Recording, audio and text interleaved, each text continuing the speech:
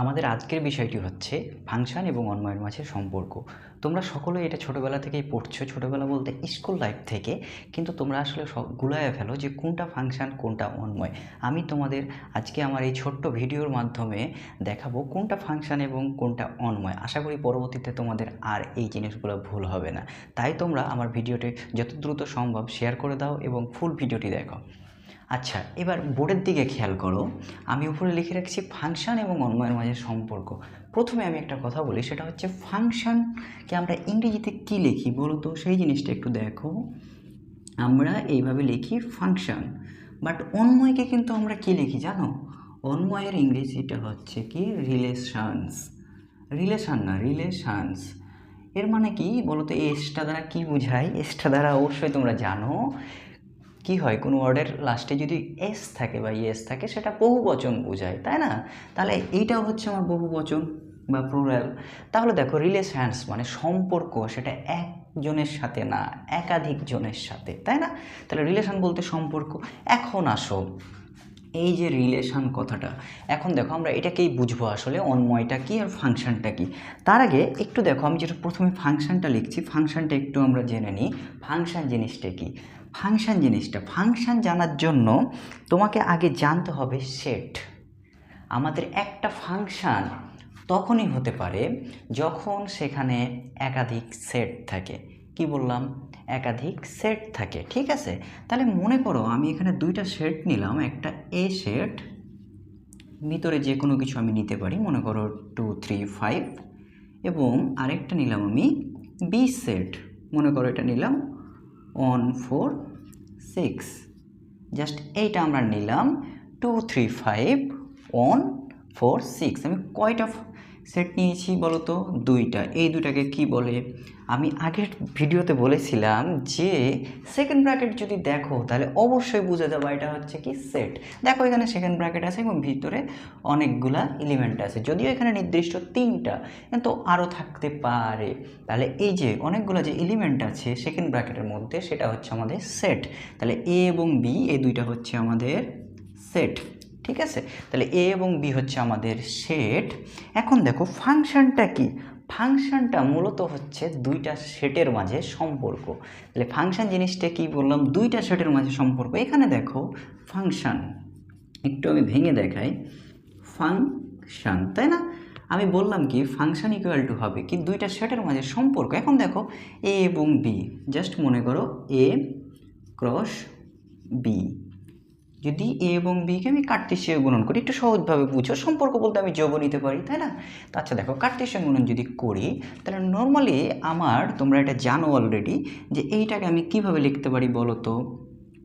এ cross B যদি করি, একটু খেয়াল করো, এটা তোমরা জানো, তারপর আমি লিখতেছি। এ ক্রস বি কী হবে? 2 1 2 1, কোন ব্র্যাকেট? ফার্স্ট ব্র্যাকেট, এরপরে কমা, এরপরে দেখো কী হবে বলো তো? 2 4 2 4, এরপরে 2 6 2 6, এরপরে চলে যাও 3 on 3 4 3 6, তাহলে লেখো 3 on 3 4 3 6, এরপরে কি আসছে? 5 on 5 4 5 6 5 on 5 4 এবং 5 6, লাস্টে কি? Second bracket. এখন দেখো আমি যদি এইভাবে যদি সম্পর্কটা স্থাপন করি, এ ক্রস বি করি, তাহলে আমার যেই জিনিসটা পাবো, এই পুরো জিনিসটাকে তখন আমি ফাংশন বলবো। এই পুরো জিনিসটাকে আমার কী বলবে বলো তো? ফাংশন বলবে। এখন দেখো এটাকে যদি ফাংশন বলো তাহলে অন্বয় কি? মনের মধ্যে কোশ্চিন জাগতে পারে যে ভাই আপনি তো শুরু করেছেন ফাংশন এবং অন্বয়ের মাঝে সম্পর্ক, তাহলে জিনিসটা তো অবশ্যই কাছাকাছি হওয়ার কথা। হ্যাঁ, অবশ্যই কাছাকাছি। আমি সেটা তোমাদের আর একটু ভেঙে দেখাবো। দেখো এই জিনিসটা আশা করি তোমরা ক্লিয়ার। প্রথম কথা আমি আবারও বলি একটু, ফাংশন জিনিসটা হচ্ছে কি দুইটা সেটের মাঝে সম্পর্ক, দুইটা সেটের মাঝে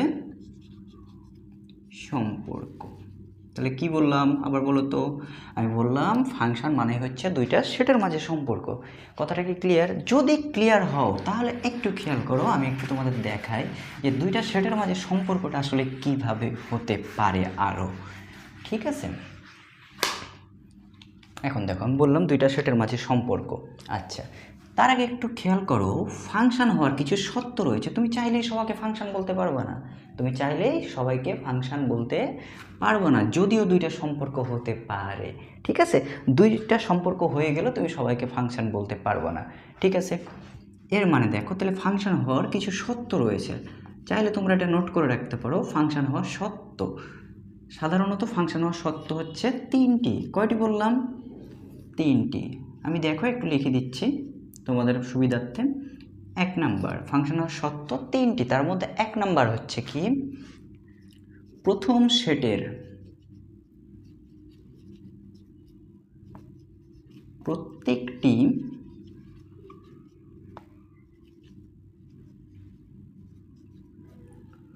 উপাদানের প্রতিচ্ছবি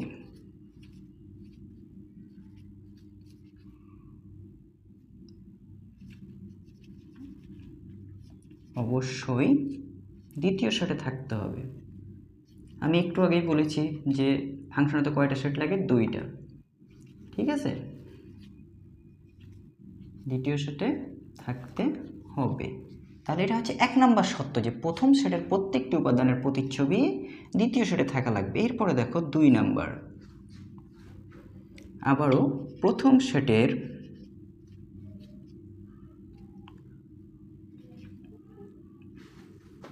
কোনো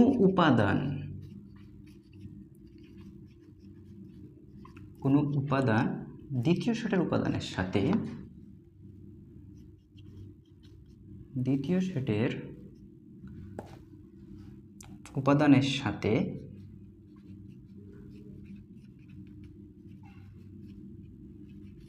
একাধিকবার সম্পর্ক স্থাপন করতে পারবে না। একাধিকবার সম্পর্ক স্থাপন করতে পারবে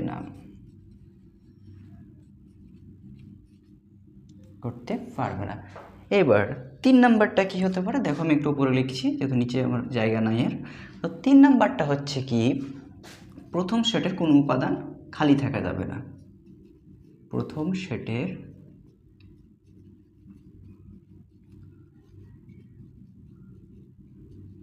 কোনো উপাদান খালি থাকা যাবে না। ঠিক আছে, প্রথম সেটের কোনো উপাদান খালি থাকা যাবে না। তাহলে তোমরা দেখতে পাচ্ছ আমরা 3টা শর্ত লিখেছি, এই 3টা হচ্ছে ফাংশন হওয়ার মূল শর্ত। তাহলে আমি কি লিখেছি একটু রিভাইজ করি, তোমরা একটু দেখো। প্রথম সেটের প্রত্যেকটি উপাদানের প্রতিচ্ছবি অবশ্যই দ্বিতীয় সেটে থাকা লাগবে। প্রথম সেটে কোনো উপাদান প্রথম সেটের কোনো উপাদান দ্বিতীয় সেটের উপাদানের সাথে একাধিকবার সম্পর্ক স্থাপন করতে পারবে না। প্রথম সেটের কোনো উপাদান খালি থাকা যাবে না। ঠিক আছে, তা এখন দেখো এই শর্ত 3টা আসলে আরোপ হয় কিভাবে, তাই না? আমরা লেখা বাংলা কথা একরকম আর এটা প্র্যাকটিক্যালি একরকম। এখন দেখো আমি এখানে লিখি একটু, এ সেট একটা নিলাম, মনে করো 1 2 3। ঠিক আছে, এবং একটা বি সেট নিলাম 2 4 6 8। ঠিক আছে, আমি কয়টা নিয়েছি দেখো তো, এখানে কয়টা? 3টা, এখানে 4টা। ঠিক আছে, আমরা এরকম হয়তো তোমরা দেখেছো। তাহলে এটা হচ্ছে মনে করলাম এ সেট 1 2 3। এরপরে আমি আরেকটা নিলাম, এটা হচ্ছে বি সেট। এখানে কত ছিল? 2 4 6 8। একটু খেয়াল করো, এখানে 3টা, এখানে 4টা। আমি প্রথমে বলেছি প্রথম সেটের প্রত্যেকটি উপাদানের প্রতিচ্ছবি দ্বিতীয় সেটে থাকা লাগবে। দ্যাট মিনস মনে করো এটা মিরর। ঠিক আছে, প্রতিচ্ছবি মানে তো মিরর, আয়নাতে আমরা যেটা দেখি। ঠিক আছে, তাহলে A1 মনে করো 4 এর সাথে সম্পর্ক স্থাপন করেছে। ঠিক আছে, 1 কার সাথে সম্পর্ক স্থাপন করেছে? 4 এর সাথে। এরপরে মনে করো 2 করেছে 2 এর সাথে, 3 করেছে 8 এর সাথে। একটু খেয়াল করো তো, এ সেটের প্রত্যেকটা উপাদানের প্রতিচ্ছবি হয়ে গেছে, কিন্তু দ্বিতীয় সেটে কিন্তু একটা খালি আছে, তাই না? ভালো করে খেয়াল করো। এখন সত্যে আসো, প্রথম সেটের প্রত্যেকটি উপাদানের প্রতিচ্ছবি অবশ্যই দ্বিতীয় সেটে থাকা লাগবে। দেখো প্রথম সেটের প্রত্যেকটার প্রতিচ্ছবি দ্বিতীয় সেটে আছে না নাই? অবশ্যই আছে, তাই না? 3টায় সম্পর্ক স্থাপন করেছে। দেখো প্রথম সেটের কোনো উপাদান দ্বিতীয় সেটের উপাদানের সাথে একাধিকবার সম্পর্ক স্থাপন করতে পারবে না। তাহলে দেখো তো, একবার করেছে, একাধিকবার কি কারোর সাথে করেছে কেউ? না। এরপরে চলে যাও 3 নম্বর, প্রথম সেটের কোনো উপাদান খালি থাকা যাবে না। তাহলে প্রথম সেটের কোনো উপাদান খালি আছে, 1ও হয়েছে, 2ও হয়েছে, 3ও হয়েছে, তাই না? যদিও দ্বিতীয় সেটে খালি আছে, এখন মজার বিষয় দেখো, দ্বিতীয় সেটে খালি থাকতে পারে, এটা তাহলে ফাংশন। কি বললাম? তাহলে এটা ফাংশন। কথাটা কি বুঝতে পারছো না পারোনি? এখন তাহলে আমি একটু তোমাদের দেখাই অন্বয়টা কি, ঠিক আছে? এখন মজার বিষয় আসো, আমরা ফাংশন জেনে গেছি, এখন অন্বয় বুঝতে আরও সুবিধা। অন্বয়টাও হচ্ছে দুটা সেটের মাঝে সম্পর্ক, এই রিলেশনটাও হচ্ছে কি দুইটা সেটের মাঝে সম্পর্ক। কি বললাম? তাহলে দুইটা সেটের মাঝে সম্পর্ক। আগেও বলেছি না? এখন তো তুমি বলবা ভাইয়া আগেও তো বললেন দুইটা সেটের মাঝে সম্পর্ক হলে ফাংশন হয়, এখন বলছেন দুইটা সেটের মাঝে সম্পর্ক হলে অন্বয় হয়। হ্যাঁ, আমি আবারও বলছি। তো দেখো, ওইটা ছিল আমি বলেছিলাম দুইটা সেটের মাঝে সম্পর্ক এবং 3টা সত্য দিয়েছিলাম। এখন দেখো এই জায়গায় যেটা লিখেছি আমি সেম জিনিসটা এই জায়গায় লিখবো। দেখো এতে আমি কি লিখেছিলাম, দেখো 1 2 3, আর বিতে হচ্ছে কি 2 4 6। আমি আর 8 কথাটা লিখলাম না, ঠিক আছে? একটা এক্সট্রা লিখলাম না। দেখো আমি এভাবে সম্পর্ক স্থাপন করাই দিলাম। এখন দেখো এ সেটের প্রত্যেকটা উপাদানের প্রতিচ্ছবি দ্বিতীয় সেটে একজনের কাছে একটা উপাদানের সাথে সম্পর্ক স্থাপন করেছে, কিন্তু কোনো জায়গায় খালি নাই। তাহলে যদি এ সেটের প্রত্যেকটা উপাদান দ্বিতীয় সেটের মানে বি সেটের এখানে যেহেতু, তাহলে এভাবে বলতে পারো প্রথম সেটের প্রত্যেকটা উপাদানের প্রতিচ্ছবি যদি দ্বিতীয় সেটের প্রত্যেকটা উপাদানের সাথে সম্পর্ক স্থাপন করে তাহলে সেটা হচ্ছে অন্বয়। আর যদি সবগুলোর সাথে না করে কোনো একটা খালি, দুইটা খালি থাকতে পারে, তাহলে সেটা হচ্ছে ফাংশন। কথাটা কি বুঝতে পারছো? তাহলে অন্বয় হতে গেলে প্রত্যেকটার সাথে সম্পর্ক স্থাপন করতে হবে, কিন্তু ফাংশন হতে গেলে প্রত্যেকটার সাথে করতে হবে না, কারণ আমি এই জন্য 3টা ফাংশনের সত্য লেখাই দিয়েছি। এবার দেখো তাহলে আমরা একটা ছোট্ট কথা লিখতে পারি। দেখো আমি একটা ছোট্ট কথা লিখি, খুব ইম্পর্টেন্ট, এটা মনে রাখবা, আমি স্টার দিলাম এখানে। ছোট্ট কথাটা হচ্ছে কি, তাহলে আমরা বাংলা কথায় একেবারে সহজ ভাষায় বলতে পারি সকল অন্বয় ফাংশন, কিন্তু সকল ফাংশন অন্বয় না। তাহলে সকল অন্বয় হচ্ছে কি ফাংশন। ফাংশন মানে একটু দা পরে নাকি শর্টে লেখা হয়, কিন্তু সকল ফাংশন অন্বয় নয়। কথাটা কি বুঝতে পারছো না পারোনি? এখন বলো তোমাদেরকে আর কোন ত্রুটি আছে ফাংশন এবং অন্বয়ের মাঝে সম্পর্ক বুঝতে? আমি একটু শর্টে রিভাইজ করব, তোমরা একটু জাস্ট খেয়াল করো, আমার কথাগুলো একটু শোনো।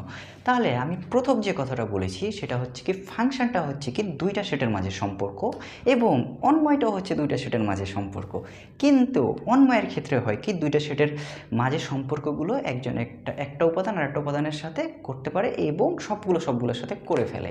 কিন্তু ফাংশনের ক্ষেত্রে হয় কি প্রথম সেটের উপাদানগুলো দ্বিতীয় সেটের সবার সাথে নাও করতে পারে, কিন্তু প্রথম সেটের প্রত্যেকটা উপাদানের প্রতিচ্ছবি দ্বিতীয় সেটের থাকা লাগে। দ্যাট মিনস দ্বিতীয় সেটে খালি থাকতে পারে, কিন্তু অন্বয়ের ক্ষেত্রে খালি থাকে না। আপাতত তোমরা মনে হয় ক্লিয়ার হয়ে গেছো। তারপরও কারো যদি বুঝতে সমস্যা হয় অবশ্যই আমাকে কমেন্ট বক্সে জানাবো অথবা ইনবক্সে নক করতে পারো। তো ভিডিওটি ভালো লেগে থাকলে অবশ্যই শেয়ার করে দাও বন্ধুদের মাঝে। পরবর্তী ভিডিওতে আবার দেখা হবে। ধন্যবাদ।